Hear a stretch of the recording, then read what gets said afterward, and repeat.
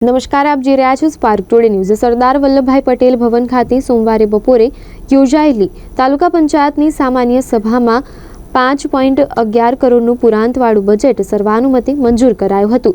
તદુપરાંત one nation one election સંદર્ભે ચર્ચા વિચારણા કરાઈ હતી।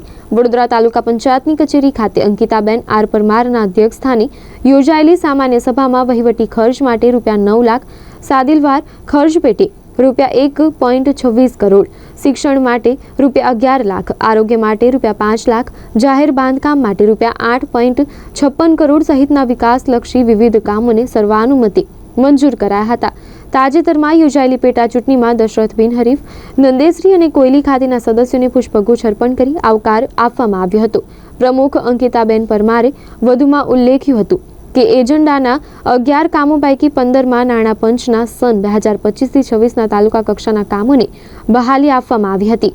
તદુપરાંત તાલુકા સ્ટેમ્પ ડ્યુટીના 2022થી 23, 2023થી 24 અને 2024થી 25ના કામોમાં ફેરફાર કરી મંજૂર કરાયા હતા। સન 2024થી 25નું સુધારેલ અને સન 2025થી 26ના મૂળ અંદાજપત્રને મંજૂર કરાયું હતું। વડોદરા તાલુકા પંચાયતનું 2024-25નું સુધારેલ અને 2025-26નું મૂળ અંદાજપત્ર મંજૂર કરવા બાબત હતું, જેમાં વહીવટી ખર્ચ માટે ₹9 લાખ, સાદિલવાર ખર્ચ માટે ₹1.26 કરોડ, વિકાસ ક્ષેત્રે 12 લાખ, શિક્ષણ ક્ષેત્રે 11 લાખ, આરોગ્ય ક્ષેત્રે 5 લાખ, ખેતીવાડી ક્ષેત્રે 6 લાખ, પશુપાલન ક્ષેત્રે 2 લાખ, સમાજ કલ્યાણ ક્ષેત્રે 2 લાખ, આકસ્મિક ખર્ચ ક્ષેત્રે 15 લાખ અને વિકાસના કામો જાહેર બાંધકામ ક્ષેત્રે કુલ ₹8.56 કરોડ ખર્ચનો અંદાજ રાખવામાં આવેલ છે। વર્ષના અંતે તાલુકા પંચાયત સ્વભંડોળ ₹5,11,30,343 પુરાંત રહેશે। તમામ પાસાઓને ધ્યાનમાં લઈને અને સર્વાંગી વિકાસવાળું બજેટ હોય સર્વાનુમતે ઠરાવ કરે છે। એજન્ડા પર અન્ય કયા કામો હતા, કેટલા કામોનું મંજૂર?